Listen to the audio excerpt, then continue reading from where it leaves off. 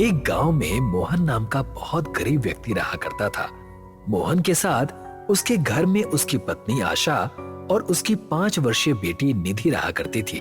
मोहन एक मजदूर था जो दिन भर कड़ी मेहनत करके अपने परिवार का पेट पालता था। एक दिन की बात है, आशा घर के कामों में व्यस्त थी। तभी मोहन का दोस्त रमेश घबराया हुआ वहां आशा के पास आया। क्या बात है रमेश, तुम इतने घबराए हुए से क्यों हो? सब कुछ ठीक तो है? आपके लिए खबर अच्छी नहीं है आशा जी। क्या कह रहे हो तुम? मुझे जल्दी बताओ, मेरा दिल बैठा जा रहा है। मैं और मोहन गांव के जमींदार के घर पर मजदूरी कर रहे थे। अचानक मोहन का छत पर से पैर फिसल गया और वो ईंटों का भार उठाए हुए छत से गिर गया। रमेश की बात सुनकर आशा रोते हुए बोली, कहीं मोहन को कुछ हुआ तो नहीं? वो ठीक तो है? जमींदार ने मोहन को तुरंत डॉक्टर के पास भर्ती करवा दिया है, मगर डॉक्टर ने कहा है कि मोहन के पैरों में बहुत बुरी तरह से चोट आई है। आपको अभी और इसी वक्त मेरे साथ हॉस्पिटल चलना है। हे भगवान, ये क्या हो गया? अब मेरे परिवार का खर्चा कौन चलाएगा? अब सब कुछ कैसे होगा? मेरे पास तो इतने पैसे भी नहीं है कि मैं हॉस्पिटल का बिल चुकता कर दूं। मैं क्या करूं? चिंता मत कीजिए, हॉस्पिटल का सारा बिल जमींदार चुका देगा। आप बस इसी समय मेरे साथ हॉस्पिटल चलिए। आशा रमेश के साथ हॉस्पिटल चली गई। कुछ दिनों के बाद मोहन बैसाखी पर चलता हुआ अपने घर पर आ गया और अपनी पत्नी और बच्ची को देखकर रोने लगा। तुम कितनी अभागी हो आशा, जब से तुम्हारा मेरे साथ विवाह हुआ है मैं तुम्हें कभी कोई सुख नहीं दे पाया और अब तो भविष्य की उम्मीद भी समाप्त हो गई है। ऐसा मत कहिए, आप जीवित हैं, मेरे लिए यही काफी है। भला इसे भी कोई जीना कहते हैं आशा? मैं अब कदम कदम पर दुनिया का मोहताज रहूंगा। अरे मैं तो चलकर एक गिलास पानी तक नहीं पी सकता। घर का खर्चा कैसे चलेगा? हमारा सपना था कि अपनी निधि को पढ़ा लिखा कर बहुत बड़ी अफसर बनाएंगे। अब ये सब कुछ कैसे होगा? हिम्मत से काम लीजिए, मैं हूँ ना। हम अपना सपना जरूर पूरा करेंगे। हम अपनी बेटी निधि को अच्छी शिक्षा दिलवाएंगे। लेकिन ये सब कुछ कैसे होगा आशा? तुम तो जानती हो ना कि अब मैं कोई काम धंधा नहीं कर सकता। आप काम धंधा नहीं कर सकते, लेकिन मेरे हाथ पैर तो सही सलामत है ना। बचपन में मैं अपनी माँ को सिलाई करते हुए देखती थी और मुझे शुरू से ही सिलाई और कढ़ाई का बहुत शौक था। मेरी माँ ने मुझे सिलाई करना सिखाया था। आज से मैं गांव के लोगों के कपड़े सिल दिया करूंगी। धीरे धीरे सब कुछ ठीक हो जाएगा जी। और ऐसा ही हुआ। उस दिन के बाद से आशा गांव के लोगों के कपड़े सिया करती थी और अपने परिवार का गुजारा किया करती थी। समय ऐसे ही बीतता गया। आशा ने निधि का सरकारी विद्यालय में एडमिशन करा दिया था। वो सुबह से लेकर शाम तक कपड़े सीती और फिर घर का खाना बनाती और रात के समय वो अपनी बेटी को 2 घंटे पढ़ाती। ऐसे ही 10 साल बीत गए। निधि अब 15 वर्ष की हो चुकी थी। निधि ने हाई स्कूल में टॉप किया था। देखिए माँ, मैंने हाई स्कूल में टॉप किया है और ये सब आपकी मेहनत का फल है। नहीं बेटी, मैंने तो सिर्फ अपना कर्तव्य निभाया, बल्कि सच तो ये है कि ये तुम्हारी दिन रात की कड़ी मेहनत का फल है जो तुमने हाई स्कूल टॉप किया। मेरी स्कूल की प्रिंसिपल कल आपको बुला रही है। वो आपसे कुछ बात करना चाहती हैं। तुम्हें जाकर प्रिंसिपल से बात करनी चाहिए। अगले दिन आशा निधि के साथ स्कूल के प्रिंसिपल के ऑफिस में चली गई। प्रिंसिपल सरोज वर्मा आशा को देखकर खुश होती हुई बोली, अरे कैसी बातें कर रही हैं आप? आपकी बेटी ने तो टॉप किया है और इसी खुशी में उसे स्कॉलरशिप मिली है। आपकी बेटी फर्स्ट ईयर यहाँ से कुछ दूर स्कूल में पढ़ेगी। क्या आप जानती हैं, कॉलेज में पढ़ने का सपना हर एक स्टूडेंट का होता है, लेकिन किसी भी स्टूडेंट का वहाँ पर आसानी से एडमिशन नहीं होता। ये तो मेरे लिए बहुत खुशी की बात है। आपका सपना था कि आपकी बेटी अच्छे स्कूल में पढ़े। मुझे विश्वास है कि एक ना एक दिन आपकी बेटी कुछ बड़ा करके दिखाएगी। ये सब तो आपकी मेहनत का फल है आशा जी। सारा गांव जानता है कि आप दिन रात मेहनत से कपड़े सीती रहती हैं और देखिएगा आपकी कुर्बानी बेकार नहीं जाएगी। निधि खुश होती हुई अपनी माँ के साथ घर पर आ गई। कुछ महीनों के बाद अपनी क्लास में बैठी हुई थी कि तभी किरण नाम की एक लड़की निधि के पास आकर बोली, हाय, मेरा नाम किरण है। क्या तुम इस स्कूल में नई हो? हाँ, मैं इस स्कूल में नई हूँ और आज मेरा फर्स्ट डे है। Nice, very nice. तुम कहाँ से आई हो और इससे पहले तुम कहाँ पढ़ती थी? मैं इससे पहले सरस्वती विद्या मंदिर में पढ़ती थी। What? तुम सरकारी स्कूल में पढ़ती थी जहाँ आसपास बहुत ज्यादा गंदगी फैली होती है? वैसे तुम्हारे पिता क्या करते हैं? वो अपाहिज हैं। मेरी माँ काम करती है। मेरी माँ बहुत अच्छे कपड़े सिलती है। निधि की बात सुनकर किरण सहित सारा क्लास निधि के ऊपर हंसने लगा। समझ गई, तुम जरूर स्कॉलरशिप के जरिए इस स्कूल तक पहुँची हो, वरना तुम्हारी बातों से लग रहा है कि तुम्हारे माता पिता की औकात सरकारी स्कूल तक पढ़ाने की भी नहीं होगी। एनीवे, यहाँ से उठो और जाकर पीछे वाली सीट पर बैठ जाओ। ये सीट मेरी है और यहाँ सिर्फ मैं ही बैठती हूँ। निधि बेचारी चुपचाप उठकर सबसे पीछे वाली सीट पर बैठ गई कि तभी वहाँ पर क्लास टीचर क्लास में आ गई और निधि की ओर देखकर बोली, तुम्हारा न्यू एडमिशन है क्या? निधि के बोलने से पहले ही किरण उस क्लास टीचर से बोली, जी टीचर, इसका न्यू एडमिशन है और इससे पहले ये सरकारी विद्यालय में पढ़ती थी। स्कॉलरशिप के जरिए इस स्कूल में एडमिशन हुआ है इसका। कुछ देर के बाद वहाँ पर उस स्कूल की प्रिंसिपल आ गई और क्लास के बच्चों की ओर देखते हुए बोली, हमारे स्कूल में आज निधि नाम की एक लड़की का न्यू एडमिशन हुआ है। निधि ने इस साल हाई स्कूल में टॉप किया है। आप सब बच्चों को निधि से कुछ सीखना चाहिए। आपको सीखना चाहिए कि आपको जीवन में ऐसा बनना चाहिए कि आप अपने माता पिता पर बोझ ना बने। निधि को ढेर सारा प्यार दीजिए और उसे तंग मत कीजिएगा, जो कि आप हर नए आने वाले बच्चों को किया करते हैं। इतना कहकर प्रिंसिपल वहाँ से चली गई। प्रिंसिपल की बात सुनकर क्लास टीचर और किरण बुरा सा मुंह बनाने लगी। समझ में नहीं आता कि आखिर इस स्कूल के प्रिंसिपल को हो क्या गया है। हमारा स्कूल आसपास के इलाकों में टॉप कॉन्वेंट स्कूल है, मगर फिर भी यहाँ के प्रिंसिपल भिखारियों के बच्चों को एडमिशन दे देती हैं और उन्हें झेलना हमें पड़ता है। उस दिन निधि रोती हुई अपने घर पर अपनी माँ से बोली, मुझे इस स्कूल में नहीं पढ़ना। आपको पता नहीं कि आज मेरा स्कूल में कितना अपमान हुआ है। क्या हुआ बेटी, तुम रो क्यों रही हो? क्या स्कूल में तुमसे किसी ने कुछ कह दिया? क्या वहाँ की प्रिंसिपल ने कुछ कहा? नहीं माँ, वहाँ की प्रिंसिपल तो बहुत अच्छी है, लेकिन मुझे किरण नाम की एक लड़की ने बहुत अपमानित किया। और तो और मेरी क्लास टीचर ने भी उसी की साइड ली। क्या गरीबों को अच्छे स्कूल में पढ़ने का कोई अधिकार नहीं होता माँ? तुम उनकी बातों पर ध्यान मत दो बेटा। जो लोग दूसरों का मजाक उड़ाते हैं, भविष्य में वो स्वयं का मजाक बनकर रह जाते हैं, और जो मजाक बनते हुए भी सामने वाले के मजाक को इग्नोर करते हैं ना, वो अपने मकसद पर डटे रहते हैं और वही बच्चे इतिहास बनाते हैं। समय ऐसे ही बीतता गया। कुछ दिनों के बाद उस स्कूल में एनुअल फंक्शन डे आया और स्कूल की ओर से अनाउंसमेंट की गई कि एनुअल डे में सभी लड़कियां लहंगा पहनकर आएंगी। मगर आशा के पास इतने पैसे नहीं थे कि वो नया लहंगा खरीदकर अपनी बेटी को दे सके। माँ, एनुअल डे में मेरा जाना बहुत जरूरी है, लेकिन वहाँ पर बिना लहंगे की एंट्री नहीं है। मैं क्या करूँगी? अगर मैं दूसरी ड्रेस पहनकर जाऊंगी तो लोग मेरा मजाक उड़ाएंगे। निधि की बात सुनकर पहली बार आशा अंदर से टूट गई और वो चुपचाप अपने घर से निकल गई। आशा बहुत टेंशन में थी। चलते चलते वो काफी दूर जंगल तक निकल आई थी। उसकी आंखों से आंसू लगातार बहे जा रहे थे। तभी आशा की नजर तालाब के पास पड़ी, जहां एक मगरमच्छ एक जख्मी हिरन के पीछे जा रहा था। अपनी जान की परवाह ना करते हुए उस मगरमच्छ के पास चली गई और एक बड़ी लकड़ी के टुकड़े से उस मगरमच्छ को भगाने लगी। कुछ ही देर में मगरमच्छ दोबारा पानी में चला गया।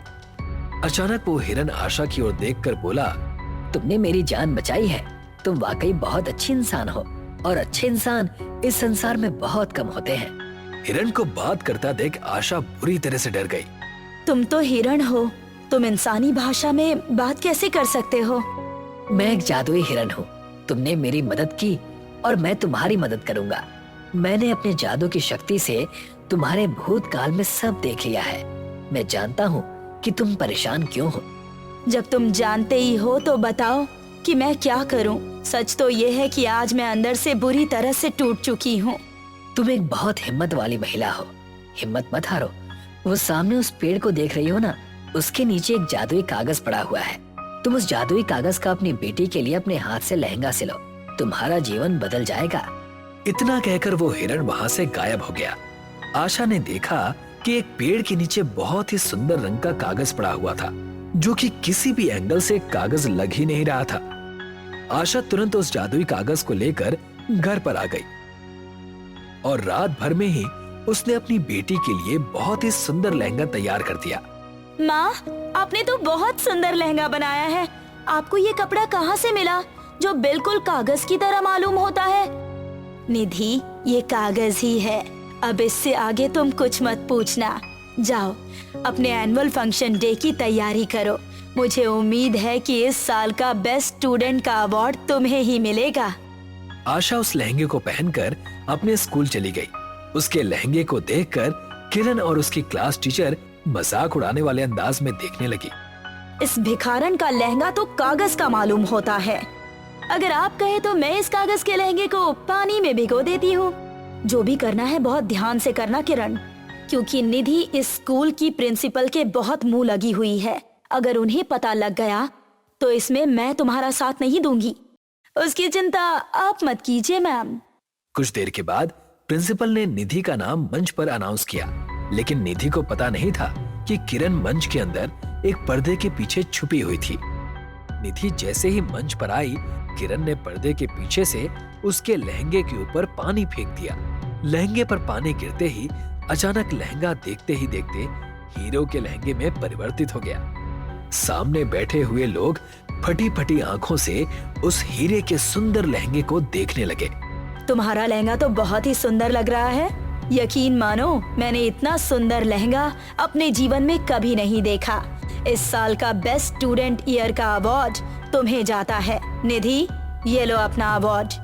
थी भी अपने लहंगे को देखकर बहुत ही आश्चर्यचकित थी, लेकिन उसने अपनी भावना को सबके सामने जाहिर नहीं किया। तभी एक बेहद सुंदर युवती निधि के सामने आकर खड़ी हो गई। हेलो, मेरा नाम सौम्या है। मैं मुंबई में एक बहुत बड़ी फैशन डिजाइनर हूँ। बेस्ट स्टूडेंट ईयर के अवार्ड के लिए तुम्हें बहुत बहुत कॉन्ग्रेचुलेशंस। Thank you ma'am. ये लहंगा बहुत ही सुंदर है। तुमने ये लहंगा कहाँ से खरीदा? ये लहंगा मेरी माँ ने सिलकर मुझे दिया है। तो फिर तो इसे सिलने में काफी समय लग गया होगा ना? नहीं, उन्होंने एक ही रात में ये लहंगा सिलकर मुझे दे दिया। What? Impossible! ऐसा कैसे हो सकता है? अगर ऐसा है तो फिर तुम्हारी माँ बहुत ज्यादा टैलेंटेड है और उन्हें यहाँ नहीं बल्कि कहीं और होना चाहिए। क्या तुम प्लीज मुझे अपनी माँ से मिलवाओगी? ये भी कोई कहने की बात है। निधि सौम्या के साथ कार में बैठकर अपनी माँ के घर आ गई। हेलो, मेरा नाम सौम्या है। ये लहंगा आपने ही तैयार किया था? आशा उस लहंगे को देखकर आश्चर्यचकित रह गई, मगर वो सौम्या के सामने कुछ बोल नहीं पाई। हाँ, ये लहंगा मैंने ही तैयार किया था। आपके लहंगे का कपड़ा कमाल का है।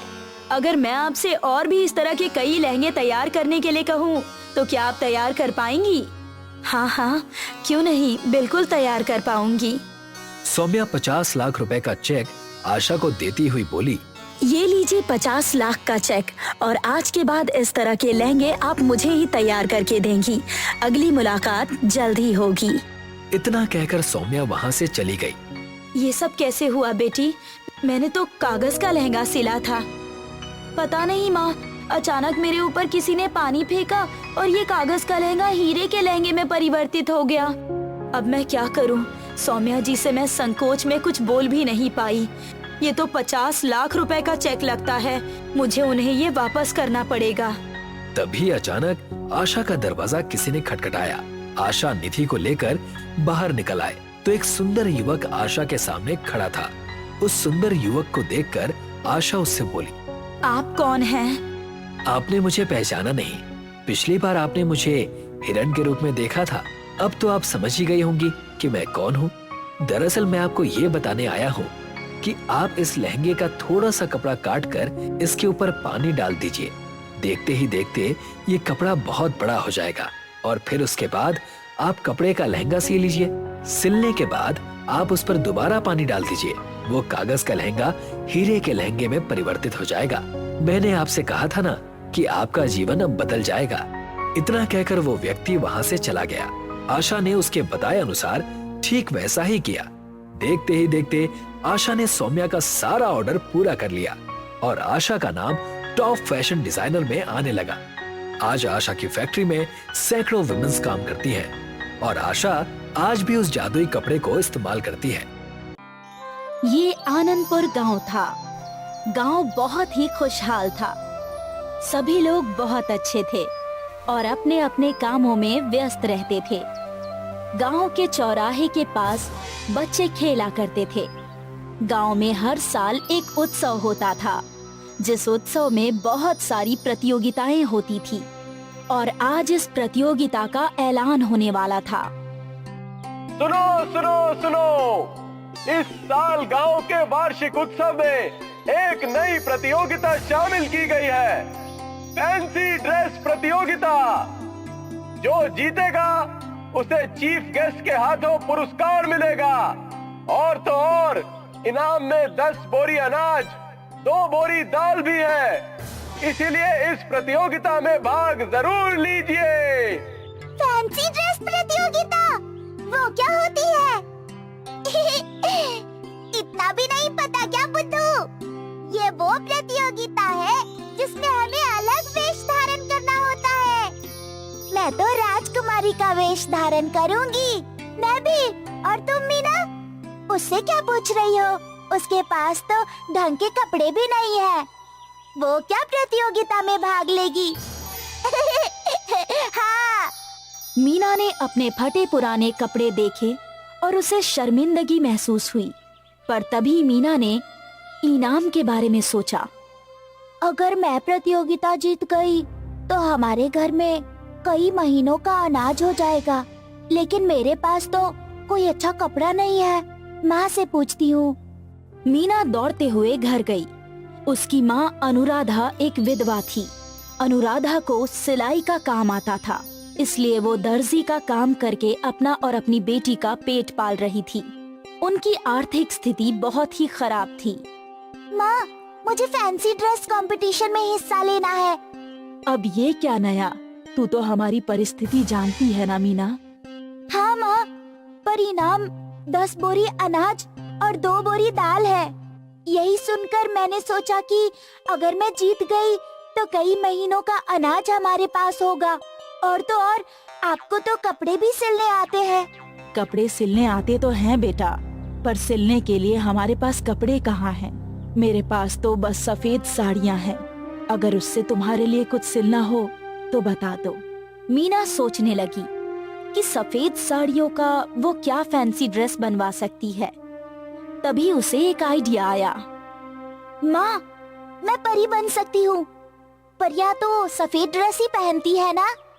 हाँ, पर परियों के ड्रेस पर बहुत सारी सजावट की होती है, जैसे मोती, फूल, चमकी। वो सब हम कहाँ से लाएंगे? आप ड्रेस बनाना शुरू तो कीजिए, मैं कुछ न कुछ ढूंढ लूंगी। ठीक है। अगले दिन मीना खेलते खेलते जंगल चली गई। वो अक्सर जंगल जाया करती थी। उसे तितलियों का पीछा करना और हिरणों के साथ खेलना बहुत पसंद था। और यूं ही वो जंगल के अलग भाग में चली गई। ये कौन सी जगह है? मैं पहले कभी यहाँ नहीं आई। उस जगह बहुत सारे रंग बिरंगे फूल थे और बीच में एक बड़ा सा पेड़ भी था। वाह, ये कितने खूबसूरत है। काश मैं इन्हें अपने ड्रेस पर लगा पाती। तभी अचानक वो पेड़ बोलने लगा। बिल्कुल लगा सकती हो। ये कौन बोला? अरे यहाँ मैं। मीना को अपनी आंखों पर यकीन नहीं था। वो पेड़ बोल रहा था और उसकी आंखें भी थी। ये कैसे हो सकता है? हो सकता है क्योंकि तुम जादुई जंगल में हो। मीना, मैं जानता हूँ कि तुम्हें फैंसी ड्रेस में परी बनना है और इनाम जीतकर अपनी माँ की मदद करनी है। तुम बोल सकते हो? मतलब तुम आम पेड़ नहीं हो, जादुई पेड़ हो। तो क्या तुम अपने जादू से परी का ड्रेस दे सकते हो? ना ना ना ना ना, मैं कोई परी माँ थोड़ी हूँ जो मैं जादू कर सकूं, पर मैं तुम्हारी मदद कर सकता हूँ। वो कैसे? तुम्हें जो फूल पसंद है वो तोड़ लो और फिर उन्हें अपनी ड्रेस पर सिलवा लेना। पर फूल तो मुरझा जाएंगे ना। अरे ये जादुई फूल है, कभी नहीं मुरझाएंगे। वाह, मीना ने तुरंत रंग बिरंगे फूल तोड़ लिए। शुक्रिया बोलने वाले पेड़। मुझे खुशी है कि मैं तुम्हारी मदद कर सका। All the best. वो सारे फूल लेकर मीना घर गई। देखो मीना, तुम्हारा ड्रेस तैयार है। माँ, मैं सजावट के लिए फूल भी ले आई। फूलों से सजावट? ये तो मुरझा जाएंगे। नहीं माँ, ये जादुई फूल है, इन्हें कुछ नहीं होगा। मीना ने एक फूल वाइट ड्रेस के ऊपर रखा और वो फूल वाइट ड्रेस पर चिपक गया। इसी तरह बाकी सारे फूल भी ड्रेस पर चिपक गए। रंग बिरंगे फूलों से वो ड्रेस बहुत ही खूबसूरत दिख रहा था। वाह, ये तो बहुत खूबसूरत है। माँ, पर परी की छड़ी और पर कहाँ है? अनुराधा ने अलमारी खोली और वहाँ से उसने पर और छड़ी निकाली, जो उसने पहले ही बना कर रखी थी। शाम को गांव के मैदान में स्टेज लगा था। गांव के सारे बच्चे अलग अलग वेश में थे। कोई राजकुमारी, कोई जादूगर, कोई पंडित तो कोई डॉक्टर। राधा और प्रिया झगड़ा कर रहे थे। तभी मीना अपना सुंदर सा ड्रेस पहनकर वहां पहुंची। उसे देखकर सभी लोग हैरान रह गए। प्रतियोगिता शुरू हुई। सभी बच्चे स्टेज पर आकर चलने लगे और जजेस उन्हें नंबर्स देने लगे। उन्होंने मीना को धक्का मारकर उसे गिराना चाहा। वो गिरने ही वाली थी कि अचानक वो हवा में अटक गई और सबके सामने असली परी आ गई। परी ने अपने जादू से मीना को हवा में उड़ाया। तुम अच्छी हो मीना, और अच्छे लोगों के साथ हमेशा अच्छा ही होना चाहिए। मीना को सही सलामत नीचे रखकर परी ने उस पर जादुई छड़ी घुमाई, जिससे मीना के ड्रेस पर लगे सारे फूल चमकने लगे। दर्शक ये देखकर हैरान थे। मीना के ड्रेस से रोशनी दूर दूर तक चमक रही थी। अब मैं चलती हूँ। परी जादू करके चली गई और फिर जजेस ने मीना को फर्स्ट प्राइज दिया और साथ ही सारा इनाम भी। मीना गरीब होते हुए भी फैंसी ड्रेस प्रतियोगिता जीत गई और साथ ही उसने अपनी माँ की मदद भी की।